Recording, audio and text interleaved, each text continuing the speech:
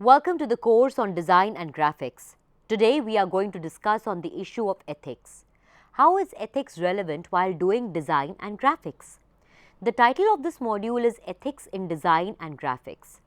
This module engages with what is ethics, how is it relevant in the field of writing, instances of ethical violation, and measures to be ethical while you design and do graphics for the media, whether it is print, broadcast, or the internet. The areas covered in the module are Introduction to Ethics, Media Ethics and Ethics in Graphics, Photo Manipulation, Case Studies of Ethical Violation in Photojournalism, New Media and Gender Issues with regards to ethics in graphics and design. A specific reference to ethics in graphics and design is given in all sections. The last module of the course on Design and Graphics is about ethics in design and graphics. This module engages with what is ethics, how is it relevant in the field of design and graphics, instances of ethical violation, and measures to be ethical while using design and graphics. The subject expert of this program is Professor F.B. Khan from AJK MCRC, Jamia Millia Islamia, New Delhi, and I am Sakshi Mandwal. Media ethics. In its simplest way, ethics can be described as a system of moral principles. The decision making and ways in which and the way one individual leads their life can be called as ethics. The etymology of word ethics is from Greek word ethos or ethikos. One should not confuse ethics with laws. Laws are as opposite to ethics, something forced by the government. Laws may fail in maintaining the conduct, but ethics cannot. Media ethics belong in the broader category of applied ethics in the category of technoethics. Traditional media like print, newspaper, magazines, tabloid, broadcast media, television, radio, online media, web portals, news, websites, film, theatre are supposed to follow the ethical standards. The basic aim of media ethics is standing for universal respect for life and the rule of law and legality. Media ethics is a core foundation on any academic course on journalism to ensure that the journalists of tomorrow are ethical enough. Privacy, news, manipulation and conflict with law are few of the recurring themes with regards to media ethics. Sting operations, investigative journalisms are often between the boundaries of what is ethical and what not is. Being a fly on the wall is the basic advice any journalism student is supposed to adhere to. The question is, will it be ethical always to be a fly on the wall when journalism is put into practice? Ethics in graphic content. In this section, let's discuss various cases of ethics in graphics and design. The photographs by Steve McCurry have received a lot of flack for copying, photo manipulation and unethical Photoshop. Kshitij Nagar, a media critic, has engaged with works by McCurry. He says that the intention of finding differences with McCurry is not aimed to defame him in any manner. An attempt is done by Nagar to collect certain information with regards to the works of McCurry and his engagement with photography. Since McCurry is considered as the epitome of photography in itself, people take time to judge the intricacies of his photographs. Through this section, let us discuss some of the famous images by McCurry taken, including that of India. A close examination of his photographs is done in this section. The arrival of Steve McCurry to India has been of many times. He has photographed varieties of incidents related with India.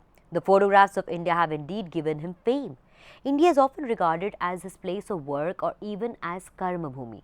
The photographer has often acknowledged his love for India through his photographs. There are many iconic images of McCurry clicked in India. It is said that the last roll of his Kodachrome was spent in India. It is in India itself that has made him receive a lot of criticism with regards to his credentials. His photographs are often like a movie taken by a foreign director. The gaze of the McCurry photographs are stereotypical and exotic. It satisfies the eyes of the Western audience. Teju Cole of the New York Times recently has criticized McCurry's latest photographs on India. It was his recent collection called India that received a lot of criticism. The images were taken between 1978 and 2014. The major flack that he received was that his photographs looked performed. An element of artificiality was reflecting in all his works. These questions were asked to the photographer during the book launch in Delhi, to which he did not reply. The ethical integrity of McCurry has also been questioned many times, but there are many people who support him as well. The initial time that received criticism with regards to McCurry was when an Italian photographer named Paolo Vigilioni visited his photo exhibition in Italy. The photographs were reported to be botched print. These photographs started many controversies. Later on, this photograph was removed from the website of McCurry himself. The entire integrity of the image was questioned by the photographers. The part of a signpost had been cloned onto a man's foot. Steve McCurry's post-production processes itself was or came into question. The addiction of colors uncovered much worse. Other photographs now revealed their own problems, from excessive additions of vibrancy to erasure of figures and colors. The picture given below has also received a lot of criticism. This is the altered version of the image above. Credit Steve McCurry. Note, here we can see a change in the elements. At the right of the frame, an artificial construction of a hand as well. The idea of third world countries developed by McCurry was stereotypical. Graphics and design is an integral element of any media genre, whether it be print, broadcast or new media. Photographs, graphs, charts, illustrations, cartoons are some of the popular forms of graphic and designing content. Being ethical to the graphical content primarily lies in being ethical to the original and true content. It violated many aspects of photography in itself. The photographs by McCurry recreate a myth of the third world. Likewise, the pictures by him still give an impression of India as the land of snake charmers. The colors are also artificially generated by him. The below given photo is also removed by his team from his official website. Another major flack received by McCurry was that his photograph only covered the partial aspect of a story. Like how a tourist would take a photograph, it only satisfied the Eurocentric viewers of his photographs. The element of inauthenticity was always questioned in his photographs. A salability of the developing world was done through his photographs. The photographs of McCurry were considered as tourist in nature. A satisfaction of the West was done through his photographs. There is always an inauthenticity element present in his photographs. His photographs are always considered as what is sold as alternative truth. The present reality of India is often hidden in his photographs. The same impression of the land of snake charmers and children in poverty is given by the author. This does not imply that McCurry is synonymous with inauthentic works. There are photographs like Teju Cole who have found the inadequate feature of his works. Even a common person who has travelled a little bit through India will understand the magic in his photographs. That is the magic of post-production, including heavy editing using software.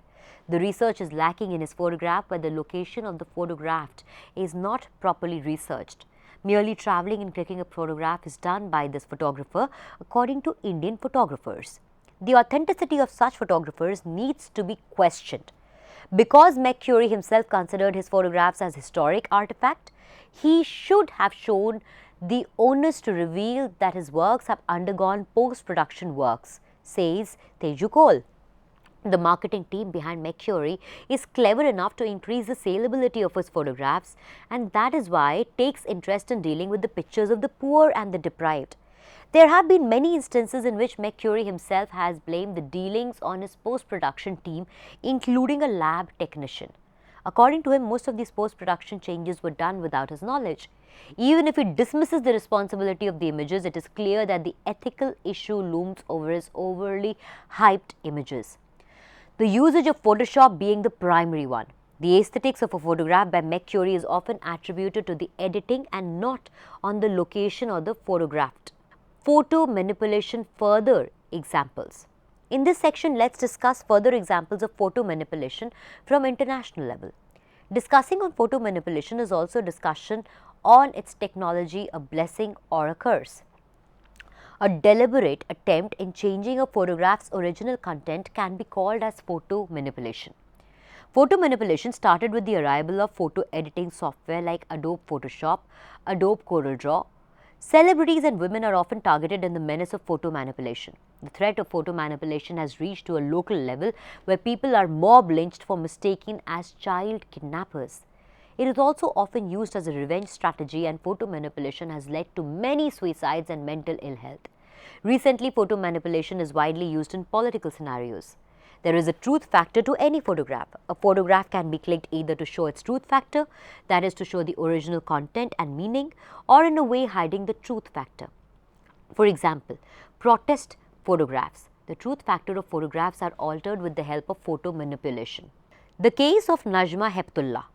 A curious case of Najma Heptulla, the current governor of Manipur, received flack for photomorphing a photograph of hers.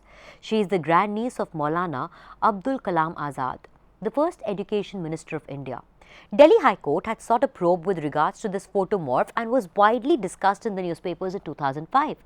A coffee table book authored by Najma Heptulla on Maulana Abdul Kalam Azad, titled Journey of a Legend, Maulana Abdul Kalam Azad, 1888 to 1958, had the photograph of her sitting next to Azad. Firoz Bhakt Ahmed, a petitioner, approached the Delhi High Court claiming that the photograph is morphed. A CBI inquiry was initiated by the Delhi High Court with regards to this. This was allegedly done when she was the head of Indian Council for Cultural Relations, ICCR. The evidence given by Dr. Madhup Mohta, who was an IFS officer, was taken into serious consideration by Justice Shakdher. The CBI probe found the presence of Heptulla in the entire process of making this photograph. The political influence of the accused was an influence in the case, and no FIR was lodged with regards to this. A defense of the accused was done even by the CBI in some instances. At the end of the inquiry, CBI was not able to come up with any substantial evidence that the photograph is original or morphed. The original photograph of Maulana Abdul Kalam Azad, clicked in 1953 with Reza Shah Pahlavi, the Shah of Iran, was morphed as allegedly demanded Najma Heptulla. It was morphed in a way that Heptulla was sitting next to Azad. A caption of Heptulla sitting next with Maulana Azad after graduation was also given. Later probe revealed that the graduation of Heptulla had occurred in May 1958, whereas Maulana Abdul Kalam Azad passed away on 22nd February 1958. The book was banned on a later stage. Another version of the same book was released by replacing this photograph with a portrait photograph of Azad. Another major consequence of the photo manipulation is privacy infringement. Privacy is a right that is highly subjected to violation in the recent context, with whistleblowers like Julian Assange and Edward Snowden revealing how one's privacy is violated. Photographers often do not respect the privacy of the photographed, and they publish and take photographs without permission. Photographs of celebrities, top secret science experiments taken without prior permission. A classic example of privacy infringement done is by Newsenwage versus De Corsia case. The issues pertaining to street photography and the infringement of privacy were done through the case. The photograph of Erno Newsenwage, who is a Hasidic Jew, was clicked by photographer Philippe Lorsa de Corsia, New York City's Times Square. The photograph sued the photographer for violating his privacy while clicking and not taking his permission before photographing. The reinforcing of stereotypes is another serious issue caused by photo manipulation. It can be defined as portraying a thing or a person in mundane and oversimplified way. Designing and graphics are often used for enhancing the stereotypes. For example, the Pears advertisement used designs and graphics that had racial elements in the 90s. In this image, it can be seen that the African American boy is turning to a white American boy after using Pears soap on their body. This photograph of Kim Jong-il posing along with the North Korean soldiers went viral amidst of the rumors that he is dead. The media, apart from North Korea, claimed that this is photoshopped. But in order to prove that it is wrong, edited images of the North Korean president leading an active life was published across mediums. This image of then American President Barack Obama standing next to Louisiana Beach was published in The Economist. It was to examine the aftermath of the oil spill in the Gulf of Mexico, whereas the original image had something else to say. In the original image, Obama is standing next to two other people, but these two were removed from the photograph. The in charge of The Economist magazine admitted to the cropping and removal of the other two people. A weird justification of focus to be given to the president was made by the in charge, and she supported the photograph and the manipulation done. This image was taken in 2008 in Iran. The official news website of Iran, known as Iranian Revolutionary Guard, released this photograph as the version of the missile testing done. Many news outlets published this, including the American news agencies. But the reality of this image is something else. Among the 4 missiles, only 3 were successful in its mission. The failed missile was taken out by Photoshop while sending for publication. This is a war photograph clicked by Adnan Haj in Beirut, Lebanon on August 2006. The photographer was a freelance photographer with the Reuters. An artificial creation of the smoke on the blackening of the same were done by the photographer in this photograph. A cloning of the smoke was also done. An exaggeration of the damage done by the Israel forces was done by the photographer. The photographer, Adnan Haj, was removed and his photographs were withdrawn by the Reuters. O.J. Simpson is a famous basketball player in the United States of America. He was arrested and charged with the murder of his ex-wife, Nicole Brown Simpson, and her friend Ron Goldman. An infamous mug shot of him was published as cover picture in the Times magazine. This 1994 photograph was darkened and made extra black. A racial element was given in this photograph by darkening the same. It was done by Matt Muhurin, a photo illustrator associated with the Times magazine. An apology from the part of Times magazine was done and was stated that there was no racial implication. The photo manipulation done with the help of software. After photo manipulation, let's discuss some issues pertaining to copyright issues while dealing with graphic contents. The primary issue of ethics starts from copyright issue, which is a form of intellectual property. Copyright is also a legal right that grants exclusive right to the use and distribution of property. For example, a photograph, music, book, etc., and the rights are limited for a time period. The reproduction of the copyrighted content in any manner is a punishable offense and is often shared among multiple authors.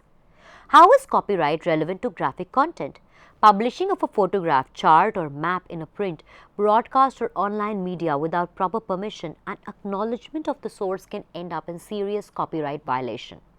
If a newspaper or a television channel is using images or video content from news agencies, proper acknowledgement of the source must be ensured.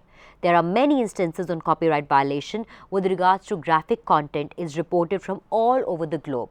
Even sharing a copyrighted image on social media can be liable for copyright violation and the author has the right to sue you. Rogers versus Coons, the Associated Press versus Ferry, Carew versus Prince, Modern Dog Design versus Target Corporation are some of the famous cases for where the graphical content copyrights were violated. The Rogers versus Coons case can be considered as a primary example of copyright issues in graphics and design. Rogers is a professional photographer who created a photograph named Puppies. Puppies were famously reproduced as a note card.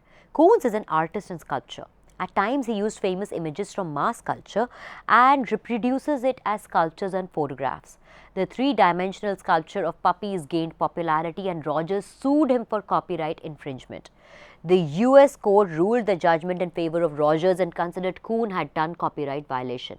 At the same time, Coon made it in the court that this photograph is an inspiration and parody from Rogers. The Olympic logos are trademarked and any unauthorized uses by people who are not the official users are considered as copyright infringement. During the time of Olympics, many cases pop up with regards to copyright violation. The graphic design of the 5 rings is often copied in items from goodies, soft toys to t-shirts. Even the designs of the mascots are copied and it can lead you into serious copyright infringement cases. Not every company or product can get the inspiration for designs from the Olympic logo. These issues lead to serious questions on visual plagiarism.